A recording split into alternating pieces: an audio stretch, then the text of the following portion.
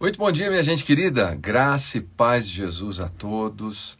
Começamos mais um domingo especial, dia que comemoramos o fato de que Jesus venceu a morte. Primeiro dia da semana. E nós estamos juntos aqui para uma breve meditação na mensagem que, se Deus permitir, ministro hoje na Bíblica da Serra, às 10 da manhã e às 18 horas. Lembrando que você e as suas orações são sempre bem-vindas. Se você está por perto e puder participar conosco, será uma alegria recebê-lo. Mas se você estiver meio longe, lembre-se que nós procuramos sempre disponibilizar os nossos conteúdos pelas plataformas digitais. E repito, suas orações são sempre bem-vindas.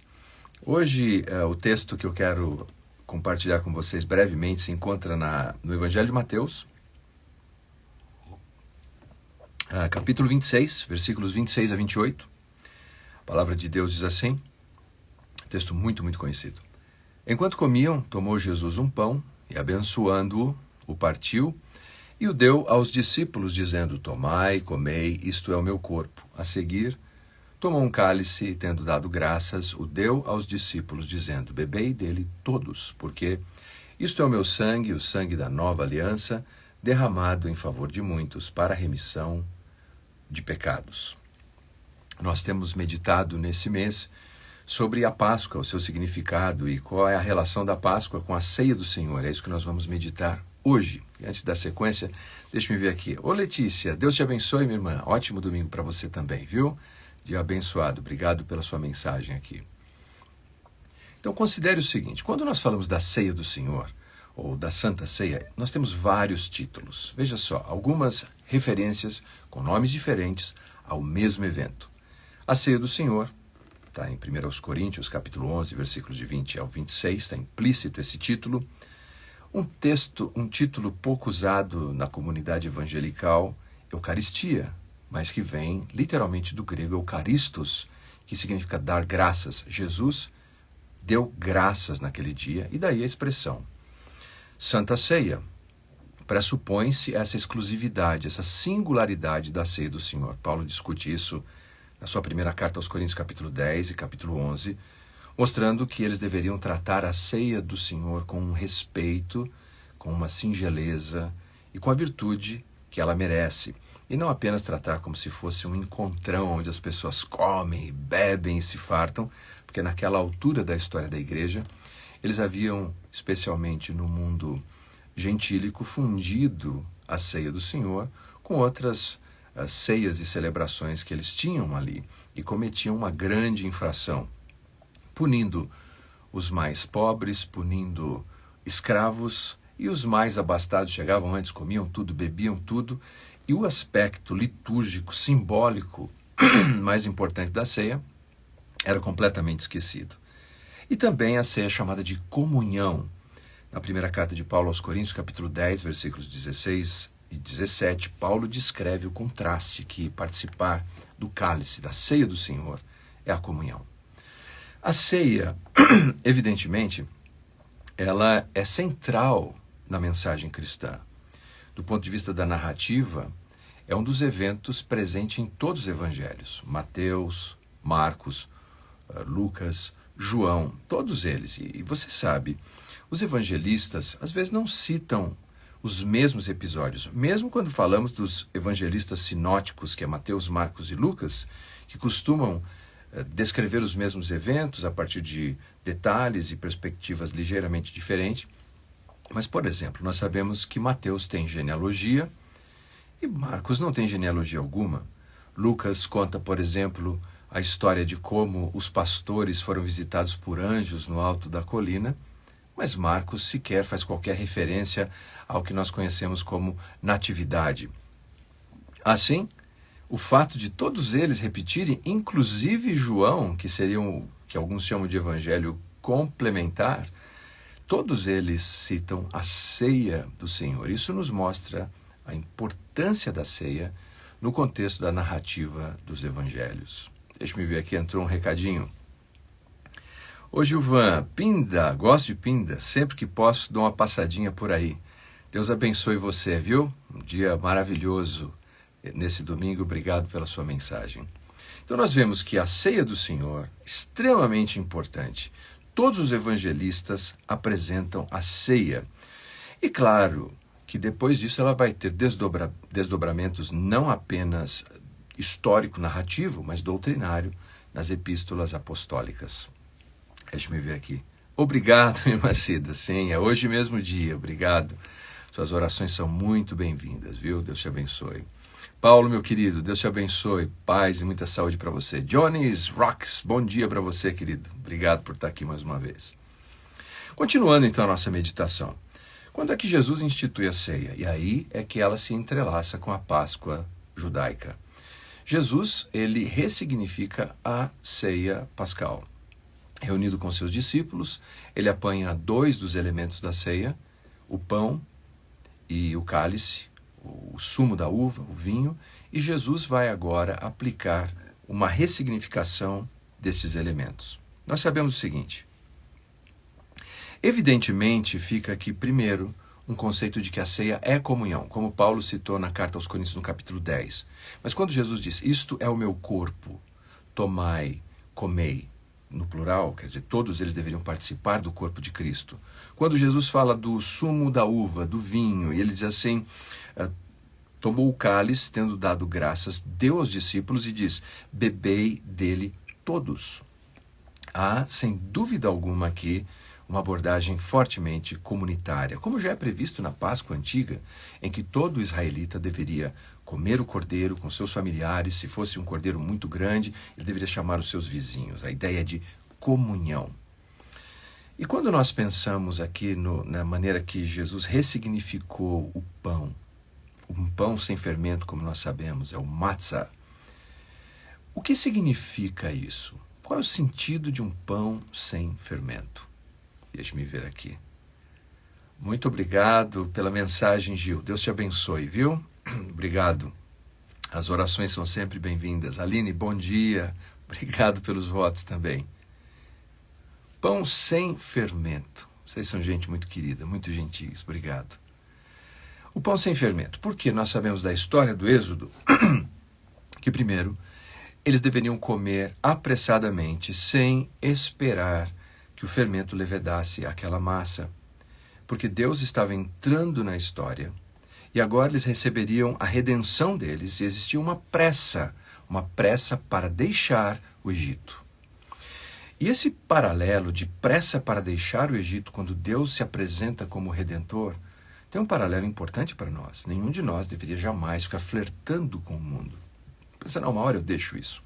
Uma hora eu abandono esse pecado, uma hora eu abandono esse tipo de ambiente, uma hora eu abandono esse relacionamento que está fazendo tão mal para a minha vida, para a minha fé. É preciso que seja rápido, sem fermento. Na história do Antigo Testamento nós vimos vários exemplos de que quando Deus comissiona o seu povo a sair, eles devem sair rapidamente. Veja que Noé insistiu pregando, podemos deduzir que por 120 anos Noé esteve ali exortando aquele povo, mas um dia a porta da arca fechou, então se tem que entrar na arca, entre depressa na arca. Ou a história de Ló e a sua esposa, que insistentemente olhou para trás em relação a Sodoma e Gomorra, e um pilar de sal ficou ali para lembrar que o que tem que fazer, faça depressa, saia do mundo apressadamente. Essa talvez seja a primeira lição. Segundo, é evidente que ao longo da história os judeus passaram a olhar para aquele pão, que não é um pão bonito, sem fermento, o matzah, eles passaram a ver como um símbolo do tempo da aflição que o povo de Israel viveu no Egito. Aflição e humilhação. Jesus disse, este é o meu corpo, isto é, o meu corpo que é dado por vocês. Tomem, comam, ou peguem, comam.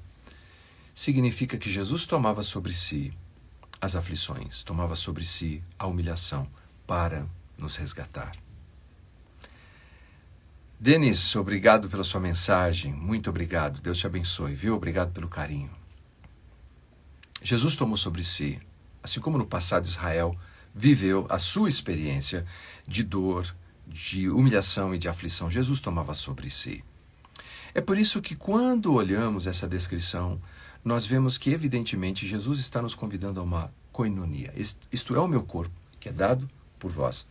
Tomai, comei. Ou do sumo da uva, bebam todos. Jesus está dizendo, eu quero fazer parte da vida de vocês e vocês vão fazer parte da minha vida. Daí Paulo chamar em Coríntios capítulo 10, versículo 16 de a comunhão do corpo de Cristo.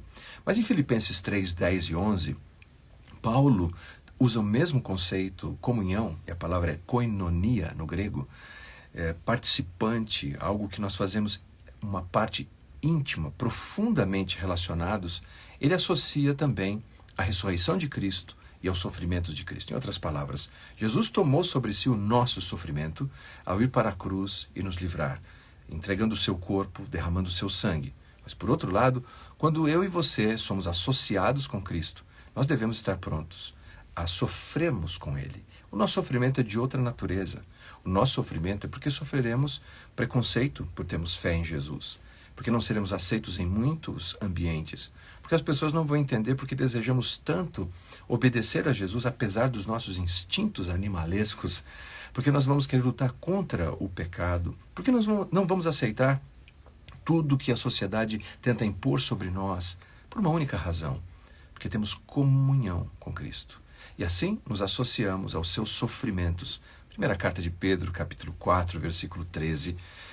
Pedro fala sobre a perseguição que um cristão pode sofrer. Ele diz assim, pelo contrário, quando você sofrer perseguição, não se entristeça. Pelo contrário, alegrai-vos, na medida em que sois coparticipantes, koinonia, comunhão, dos sofrimentos de Cristo, para que também na revelação da sua glória vos alegreis exultando. A ceia é uma celebração de comunhão. Ju, Deus te abençoe, viu? Bom dia para você também. Marcelo, graça e paz de Jesus, querido. Amém. Então, a ceia é, primeiramente, uma expressão de comunhão. Comunhão com Cristo e comunhão uns com os outros. Comemos do mesmo pão, participamos do mesmo corpo, somos lavados pelo mesmo sangue. Bebei dele todos. E nós vemos que a capacidade comunal de fazer parte do corpo de Cristo e sermos lavados pelo mesmo sangue de Cristo é que é mais que socialização. Socialização é estar com pessoas que gostam do que nós gostamos. Socialização é conviver com quem torce para o mesmo time que nós torcemos. Socialização é gostar do mesmo tipo de alimento, então nós frequentamos o mesmo restaurante, os mesmos lugares, os mesmos ambientes. Isso é socialização. E algumas pessoas não entendem que a experiência cristã não é uma experiência meramente de socialização.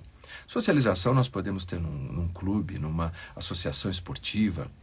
Comunhão não. Koinonia é um ato divino. É Deus nos unindo pelo sangue de Cristo, pelo corpo de Cristo, pela presença do Espírito de Cristo em nós. É uma cola, por assim dizer, que nos une a Deus e nos une uns aos outros, apesar das diferentes preferências que nós temos.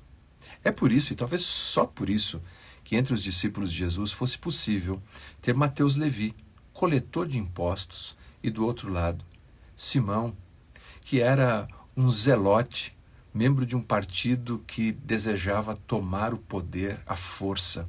Dois extremos. Como era possível aqueles dois tão diferentes conviverem juntos? Koinonia. Comunhão. Sabe por quê? Nenhum amigo, e podemos ter amigos maravilhosos, não há um problema na socialização. Há ótimos amigos.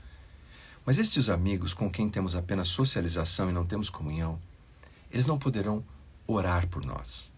Eles não poderão oferecer uma palavra de exortação ou de encorajamento baseado no que diz a palavra de Deus. Eles não vão ter a sensibilidade do Espírito para discernir como estamos. É por isso que precisamos tanto do que Jesus propõe na ceia. Comunhão. Deixa-me ver aqui. Meu amigo pastor Ronaldo, é isso mesmo. Um abraço para você. Obrigado por passar por aqui. Deus te abençoe, viu? Deixa eu ver quem mais passou aqui. Simone, obrigado, minha irmã. Muito obrigado pelos seus votos. Deus te abençoe, viu? Vamos lá. 2 pontos mais. Vou resumir um pouquinho por causa do nosso horário. Afinal de contas, se Deus permitir, daqui a pouquinho, às 10 horas, estou na Bíblica da Serra para ministrar. Segundo, nós vemos que a ceia, evidentemente, ela fala de redenção, assim como no Antigo Testamento. O simbolismo do pão e do sangue, do corpo de Cristo oferecido em nosso lugar, do sangue derramado por nós, nos fala de um preço que foi pago. Pedro, mais tarde, apanha essa narrativa histórica e nos apresenta na forma de doutrina. Ele diz assim na sua primeira carta, capítulo 1, versículos 18 e 19. Sabendo que não foi mediante coisas corruptíveis como prata ou ouro que fostes resgatados ou redimidos, receberam redenção, mas do vosso fútil procedimento que vossos pais vos legaram, mas pelo precioso sangue, como de cordeiro, sem defeito, sem mácula, o sangue de Cristo. Isso significa redenção. Nós fomos comprados, é o que diz Pedro. Mas nós não fomos comprados com metais que para nós são preciosos, prata, ouro. Não, nós fomos comprados por algo mais precioso ainda, pelo sangue de Cristo. A palavra redenção vem do latim redemptio. Redemptio significa isso, resgatar ou comprar de volta. Nós pertencemos a Deus por duas grandes razões. Ele é o nosso Criador, Ele nos criou, Ele nos fez, mas Ele também nos comprou de volta, apesar dos nossos pecados. Louvado seja Deus. Primeira carta de Paulo aos Coríntios, capítulo 6, versículo 20, ele diz: porque fostes comprados, glorificai a Deus. Nós fomos comprados. Deixa-me ver aqui uma mensagem. Tati Ares, muito obrigado pela sua mensagem. Deus te abençoe. Renata, obrigado pela sua mensagem, minha irmã. Deus te abençoe grandemente. Rode, abração, meu querido. Bênção sobre a sua vida. Deixa-me ver quem mais aqui. Simone, obrigado. Mensagem linda que você me encaminha aqui. Obrigado. Obrigado, viu, Renata? Bênção sobre você. Muito obrigado, gente querida. Mensagens maravilhosas. Nathan Jack, happy birthday. Thank you very much, meu amigo. Deus te abençoe. Nosso último ponto, para encerrarmos a nossa conversa, a ceia, ela é também uma ordenação. Em outras palavras, a ceia não é apenas uma experiência de comunhão, não é apenas uma experiência de redenção, ela é uma ordenação. A palavra ordenação carrega vários sentidos. Uma é colocar as coisas em ordem, a outra é quando alguém é escolhido para um exercício clerical e ele é ordenado, publicamente reconhecido. Mas ordenação também é a ação de dar uma ordem. E de tudo que Jesus nos deixou para cumprirmos em nossa missão, ele nos deixou a ordem de celebrarmos a ceia. Na carta de Paulo aos Coríntios, capítulo 11, versículo 24, ele diz assim: fazei isto em memória de mim. A parte C do versículo, ele diz, essa é uma ordem, fazei em memória de mim. Foi uma ordem, é um imperativo. E nós sabemos que este texto foi escrito aproximadamente 55 anos depois de Cristo. Quer dizer que 55 anos depois, as pessoas continuavam celebrando a ceia, submissas à ordem que Jesus deixou.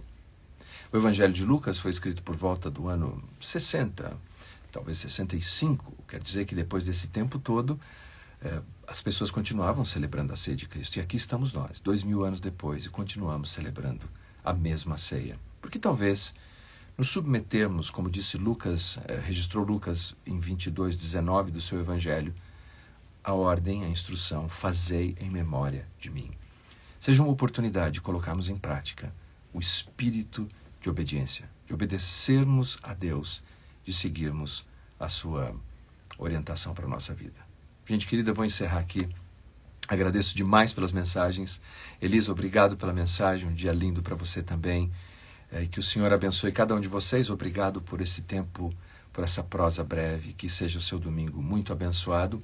E vivamos celebrando a ceia, agora a Páscoa cristã, lembrando que ela fala de comunhão, ela fala de redenção e ela é uma ordenação.